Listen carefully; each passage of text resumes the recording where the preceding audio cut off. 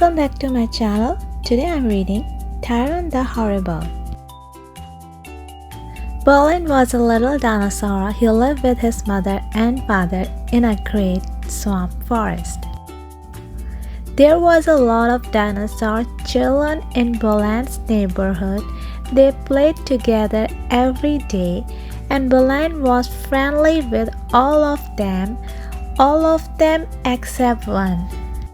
His name was Tyrone, or Tyrone the Horrible, as he was usually called. He was just a kid himself, but he was much bigger and stronger than most of the others. He was a really bully if you ever saw one. In fact, he was the world's first big bully. Tyrone especially liked to pick on Berlin. He punched and teased him and always stole his snack or sandwich. Berlin tried to stay out of Tyrone's way, but it seemed that no matter where he went, Tyrone was waiting for him. Night after night, Berlin had a hard time getting to sleep. He kept thinking of ways to avoid Tyrone. It seemed hopeless. Berlin playmates tried to help. You have to get Tyrone to be your friend, Terry said to Berlin one day. That's easier said than done, said Berlin. How do you make friends with someone who has been hurting and teasing you all your life?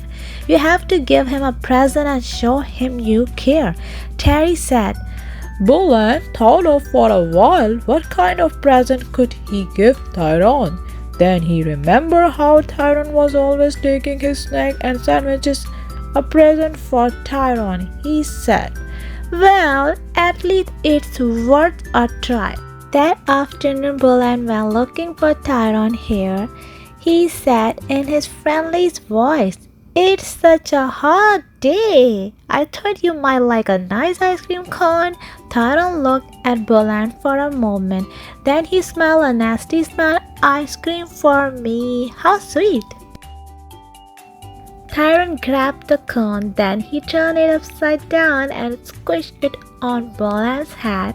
Ha ha ha! Tyrone laughed and walked away. Berlin could hear Tyrone's laughter for a long time, echoing through the forest. The next day, Berlin told his friend Stella what had happened.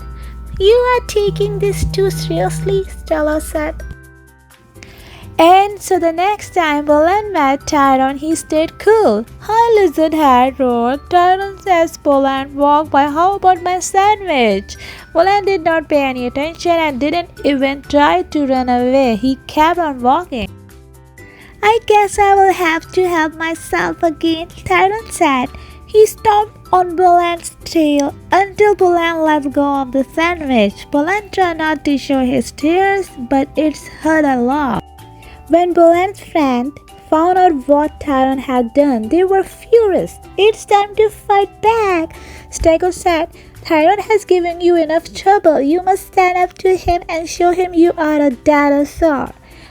Too, you can win any fight against him. Tyrone just has a big mouth, that's all." Berlin was angry too. "You're right," he said. "Maybe I should fight him and stop this nonsense once and for all." "Well," Stego said, "let's do it right now."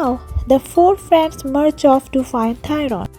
Berlin stood up and faced Tyrone the Horrible. "Listen, you brute," he said.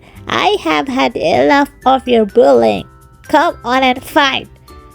Tyrone took one look at Berlin, then grinned and said, "Okay, if that's what you want." It was a very short fight. Little Berlin had no chance against his big enemy. "I'm sorry," Stego said. "That was not a very good idea. You'd better give up. Some bullies you just can't beat. You have to learn to live with them, whether you like it or not." But Berlin did not like it. There just has to be a way to beat a bully, he thought. He was still thinking as the moon came out and the stars filled the sky. Suddenly he smiled a big smile. "That's it," he said to himself. Then he curled up and was soon fast asleep. The next morning, Bolan took his sandwich and went off into the swamp forest as usual. It wasn't long before he ran into Tyrone. "Another snack for me?" roared Tyrone. "I hope it's something good." And with that, he swapped the sandwich out of Bolan's hand and swallowed it with one big gulp. Bolan walked on as fast as he could. Suddenly, he heard a terrible scream. "Arg!" It was Tyrone, which flame were coming out of his mouth. "Help! I'm burning!" he cried. "I'm dying! I'm poisoned! Help! Help!" "Nonsense," Bolan said with a laugh. "It was only a sandwich. I didn't know you were so sensitive. I happen to like double thick red hot pepper sandwiches.